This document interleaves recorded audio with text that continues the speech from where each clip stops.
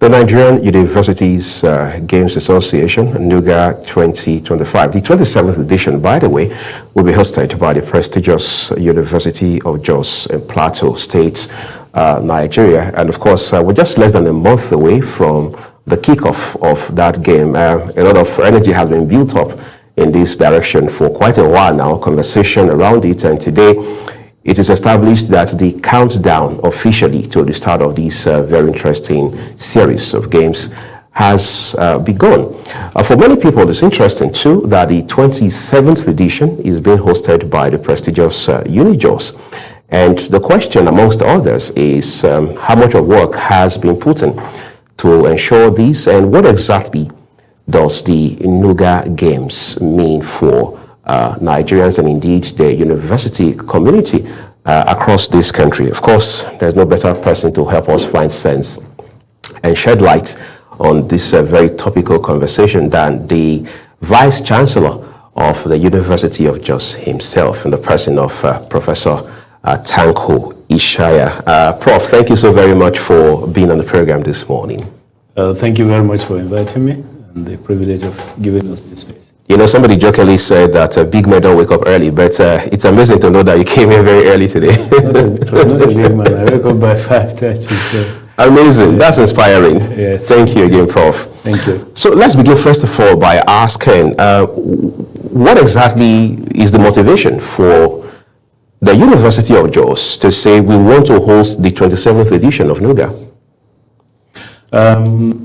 I think that one of the main motivation, obviously, for us wanting to host the NUGA is, number one, we know we have the best talents in Nigeria, youths.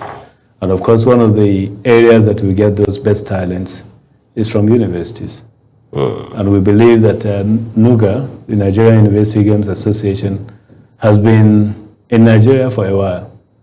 But not many people even know about NUGA, right, apart from the university communities themselves.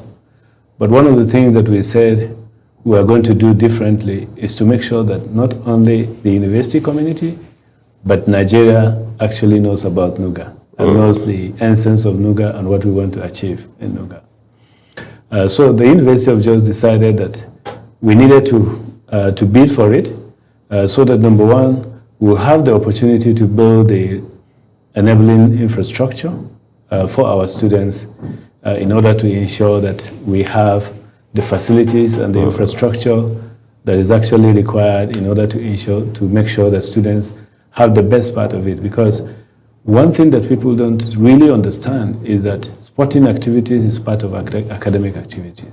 When you have sporting facilities, that also makes you to have a better quality education, because when you go out to exercise, you go out to play certain games, you come into the classroom fresh and refreshed, and you have a very calm environment for you to be able to study.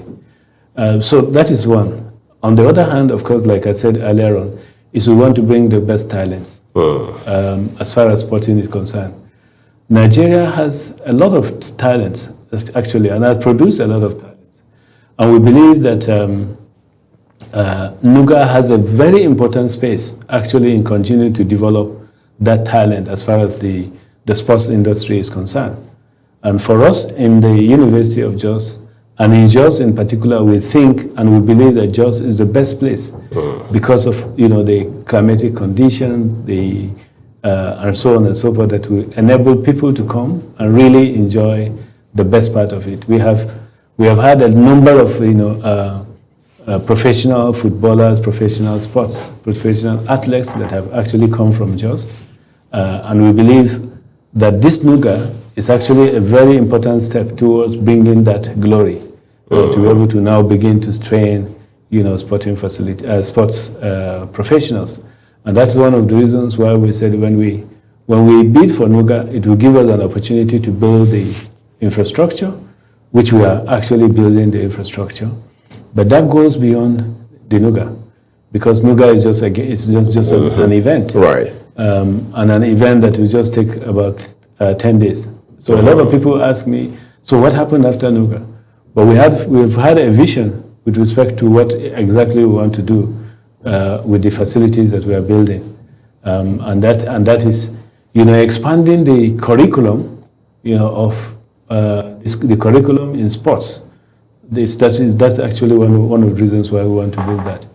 And we already have, a curriculum that will feature programs, undergraduate, diploma, certificate programs, including, but not limited to, programs such as, sports science, sports kinetics, sports medicine, sports law, sports marketing, and so on and so forth. And we believe that when we do that, that Nigeria will begin to produce the professionals required actually to generate, a kind of economy within, or to be part of the economy generation, right, actually within the sports industry. Because we believe that Nigeria really has not really tapped into that industry, and we think that this is the right time for Nigeria to tap into that particular industry. I think the last reason why we also wanted to host in JOS is to demystify the wrong perception that people have, particularly in Nigeria, that JOS is not a safe place to stay. Right, insecurity. Insecurity. Of course, we know that insecurity exists, and it's across the nation. So one would not say, there's more insecurity here or less here, and so on and so forth. We live in JOS, and so on and so forth. But we needed the country to know that people can come to JOS and stay safe. And we have demonstrated this because we have, before the World University Games Association, which is the FISU, we hosted the FISU trial where we had, universities, contingents from about 50 universities coming to JOS.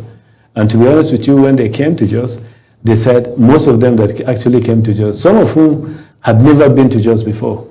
And after doing that FISU trial, they said they can't wait for the NUGA period for them to actually come and stay. Right. And some of them said, well, they wish they can even stay longer, and so on and so forth. So I think that whole gamut of, the issue of security and insecurity.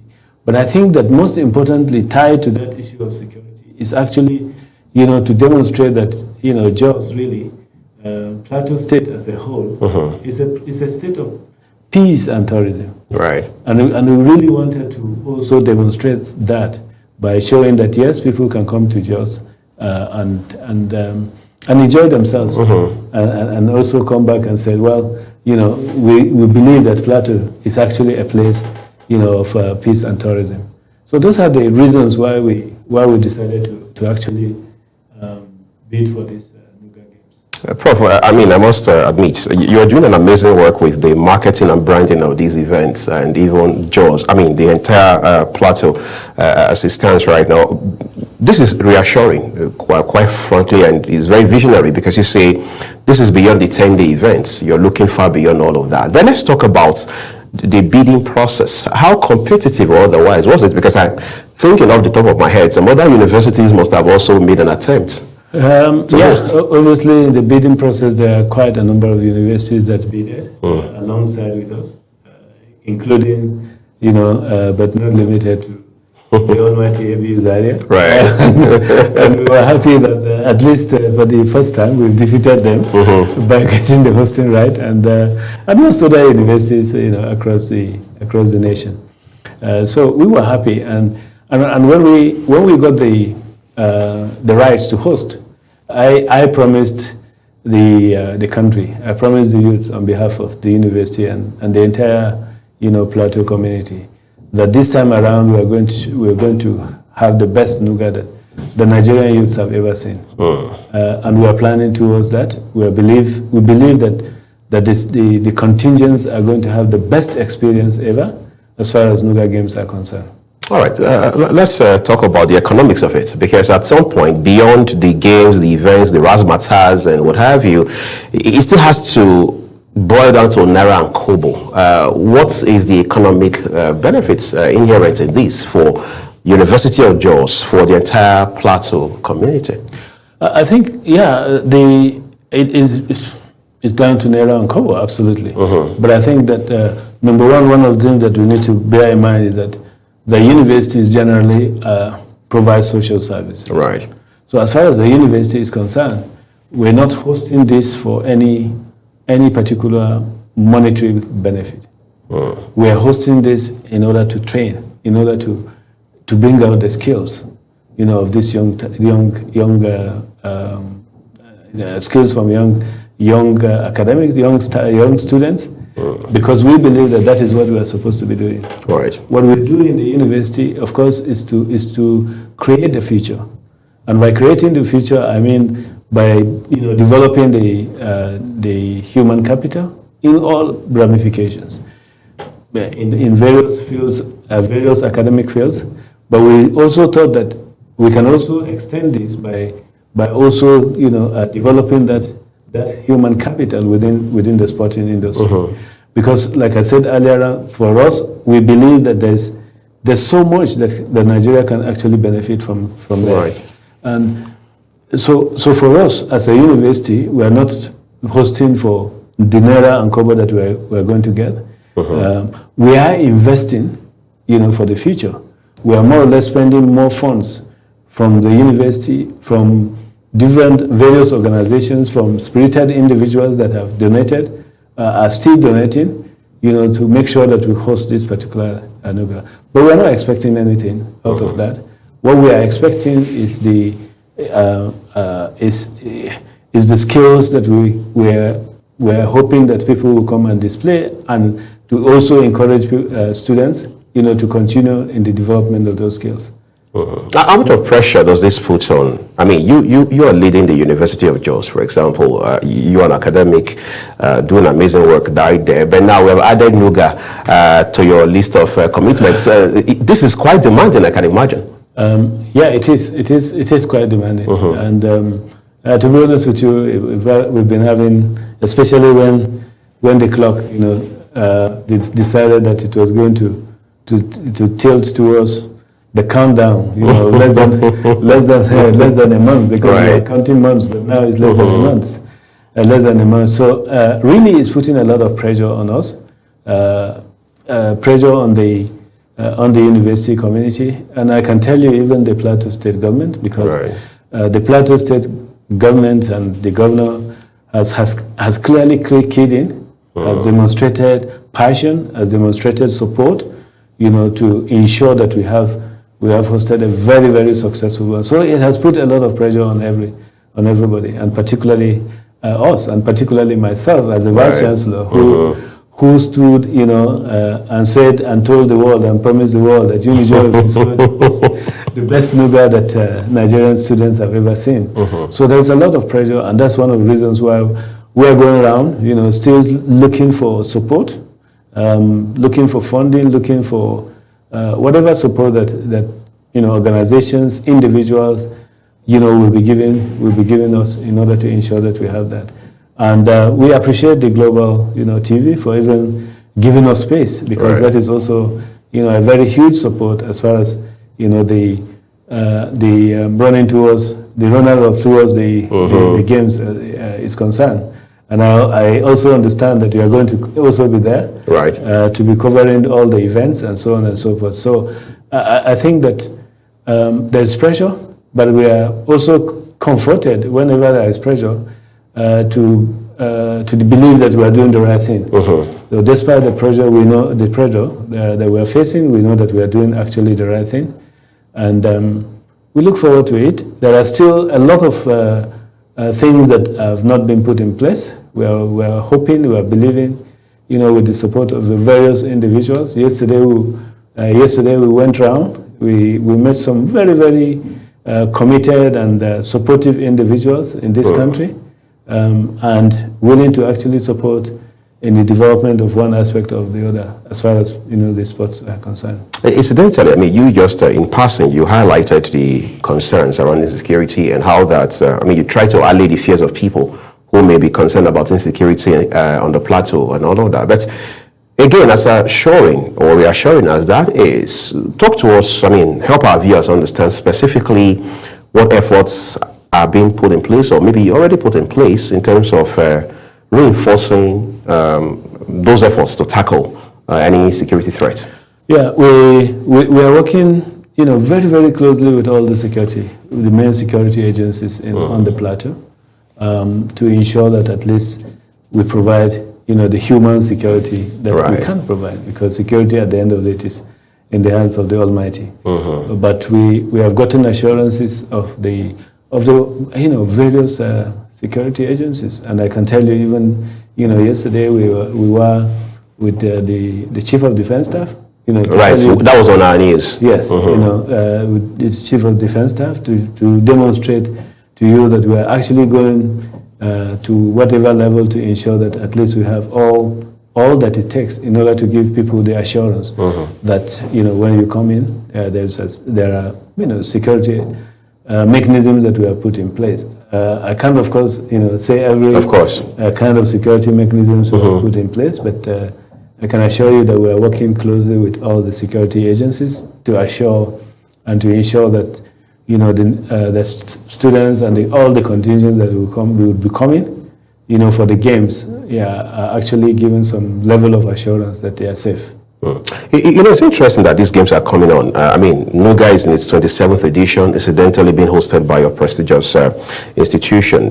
When you look at schools abroad, especially the Global West, you look at Canada, US, UK, for example, some universities or colleges, as they are called, are more expensive than others just because of the games. That sort of thing. In Nigeria, have we been able to adopt that sort of model yet, or is that what we're trying to achieve by continuing to drive NUGA? Well, I think that the general funding model of education in Nigeria is completely different from the others, and I believe that it's a model that needs to evolve. Right. Because the fundamental model that we have as far as funding university education in Nigeria is the what we call the envelope based, and that is not based on our experiences.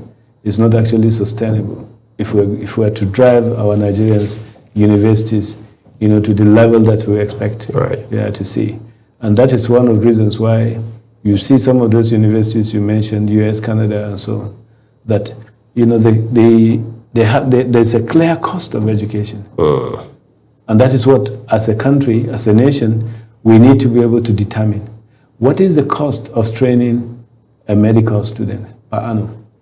What is the cost of training a lawyer, per annum? We may have known it here in this country, but we're not implementing that model. Right. In other parts of the world, that is what they are implementing. There's a cost, associated to the training of any particular professional or any particular course. Whether government pays for it or individuals pay for it, now somebody will have to pay for that education. But unfortunately, we adopt that concept of, free education, and unfortunately, every Nigerian believes that, every Nigerian likes something that is free. Right. So you find that people come to universities believing that a university is free, but of course we need to put this infrastructure. We need to provide, first class. And someone needs to pay for it. And someone needs to pay for it. So if the government is carrying so much that it cannot pay for it, so I think that the government needs to really look at this model, because somebody must have to pay for it. The infrastructure that we are building, someone is helping, people, individuals are helping, organizations are helping. In other parts of the world, you find that like you rightly said, if you're going to a particular university, there are universities in the US that you pay to the tune of 50-something thousand pounds per annum, and they've captured all this. They've captured, they need to maintain the facilities.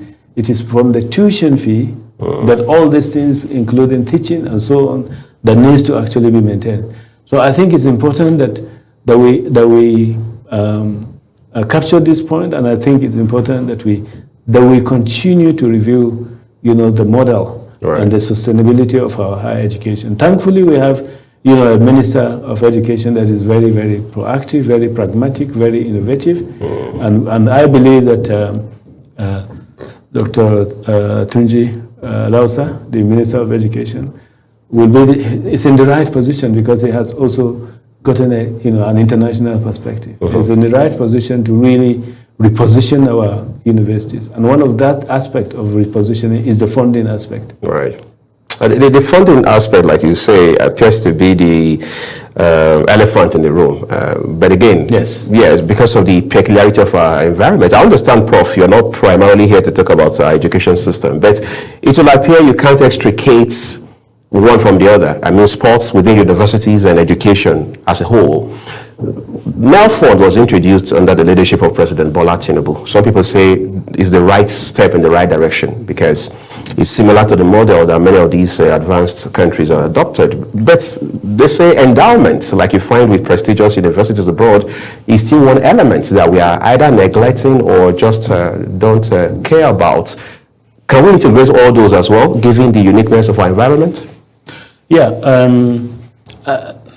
I think that my experience, because I've been in the UK education sector for over 15 years, and therefore I also understand their particular models. Right. I think that there needs to be some clarity on what needs, I mean, when we talk about the sustainability of education. Number one, endowments, when we talk about endowments are for specific aspects or functions of the university. So you find somebody that will say, oh, I'm going to endow X amount of money, but I'm endowing it basically for scholarships to help, maybe indigent students and so on and so forth. Right. And you find someone, and that is one of the reasons why here in Nigeria, we look for most of those best universities in the world to apply for scholarships. And we get a lot of scholarships in places like Europe, Canada, America, and so on and so forth. Some of those scholarships that we get to go and study is as a result of some individual endowments or some organizations that actually endow. Now, endowments don't come every now and then. They come from time to time and it's based on individuals. In most cases, you can't plan. Around it. You can't plan, you cannot plan the academic activities around it. Because planning academic activities means that, I'm starting a semester in November. I need to provide reagents for, science students to be able to do their practicals. I need to update the lecture theaters. I need to, provide lighting and so on and so forth. So there's that recurrent cost. Now, the difference is that for those universities that has tuition, it is that tuition that they calculate. So students actually pay for that tuition, or if it is the government that pays for it, like, I know, for instance, a model in Kenya, and other African countries, there is that cost, and you find that in some cases, the government will say, for medicine, we can only pay for so space. And then the university can decide, for example, if the university had 150 space, the government can say, well, we can only pay for 100 for the cost of, training medical students. And then the university can now say, well, we have remaining 50 space, individuals who can afford to pay, and their children or wards have the required qualifications to get into those courses, can apply, and they pay. Right. So these are some of the models that we need to look at.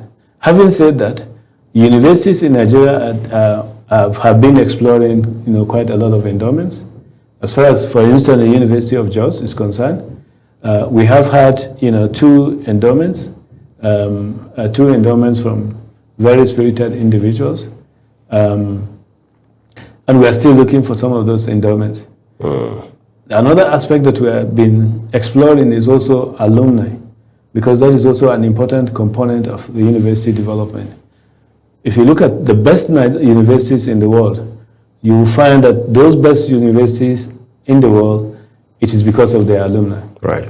They make various contributions in terms of, providing either facilities, in terms of, providing scholarships, in terms of, in various areas, in terms of supporting research, and so on and so forth.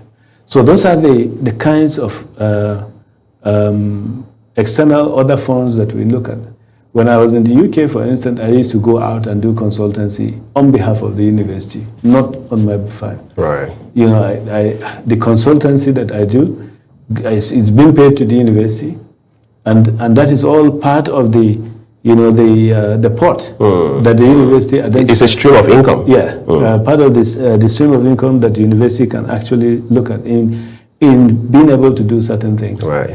Because to be honest with you, running a university is very, very costly. Apparently. Very, very costly, because you find that if you need to provide reagent, if you need to do a proper 1-hour lecture, if I tell you, for instance, to go to a chemistry laboratory to do 1-hour lecture, if we really need to provide the students the best experience, we must burn money. And what I mean by must burn money is that we must acquire reagents, right, and those reagents are burnt for students to see how things work. Hands-on. Yeah, to see hands-on. But if we don't have the money to be able to buy those reagents, you find lecturers just going to the classroom, providing explanations, but students are not actually saying, right, you know, the hands-on experience, you know, what happens and so on and so forth. So it's an expensive, unfortunately, even though for us we provide a social service, but we need either government or however, you know, where we can actually generate the funds to be able to provide that social service. Let's begin to wind things down now, Prof. At the turn of this current century, we'll see how that universities, particularly public universities across this country, have evolved a kind of model in such a way that they are able to go into business ventures. We've seen some of them produce bottled water. We've seen shopping malls. We've seen even fuel stations, for instance. Is that sufficient, or is still scratching the surface? It's still scratching the surface. It's still scratching the surface, because we have water. We have some of these businesses, right? But it will only service another aspect of the university activity. You know, for example, when you have a shopping mall, we're having a shopping mall in order to provide students, you know, some of the services, right? And whatever that comes out of that shopping mall, we do it in a way that we can only able to sustain this shopping mall. So for students and staff to be able to have benefit, you know, rather than going to town, spending the cost of transportation. So we're more or less doing that in order to save some cost for staff and students, rather than generating, you know, huge profit. And the little profits, again, that we get from running such businesses are also, you know, utilized in order to either expand the business and so on and so forth. But we don't, for example, we don't produce water and sell water and then get the profit from that water and say, okay, we have a computer laboratory that needs 50 systems. We don't have systems. How can we buy 50, you know, computer systems for that department? We can't use that money to say, well, electricity, you know, my electricity bill is about 80 to 100 million a month. We can't say, okay, let's take that money to be able to pay for electricity. Otherwise, we'll be killing the business. Right. So those are some of the things that I think we need to look at. I think that the best reason why, my experience, one of the reasons why you see some of those universities in other countries is that there is a sustainable model. And that sustainable model is what I'm talking about. That needs to be institutionalized. Any other streams is actually, you know, working towards supporting and stabilizing it's complementary aspect and complementing certain aspect of university provision. So, Prof, let's go end it where we started from. Again, we go back to UNI JOS and NUGA 27th edition. Yes. What do we intend to do? By we, I'm talking about the prestigious University of JOS with the talents that will emerge from these events. What we intend to do, obviously, is to make sure that we first of all identify the talents, and that is why we are also inviting the various, you know, sporting organizations in the country, right, and even in Africa and in the world, you know, You see, you see sporting scouts. People will be coming to scouts, and our intention, our hope is that at the end of the NUGA games, that some of our students will actually be scouted for various international competitions and so on and so on. And you know what that means? If you got just 1, 2, 5 individuals who will be playing international tournaments, what comes back to the country is huge economic gain, and that's one of the things that we actually aim to provide. But I think that the most important one and the first aspect actually is to make sure that we have an environment where students can come and enjoy themselves, because sporting is actually enjoying both those that are watching and those that are actually playing. That indeed we have universities where the concept of just coming to the university is not just going into the classroom all the time, seeing lecturers and so on and so forth, but that there's also part of the social aspect of it, and the sporting part of it is actually very, very important and instrumental in ensuring that comprehensive social, emotional, and economic development of a human being. So that's for us is what we need to, what we expect to achieve immediately. Interesting. Prof, I know you are the VC of the school, but you're also a youth at heart. So I'd like to see what sporting event you'll be getting involved in once the game starts in November. Well, I used to play volley.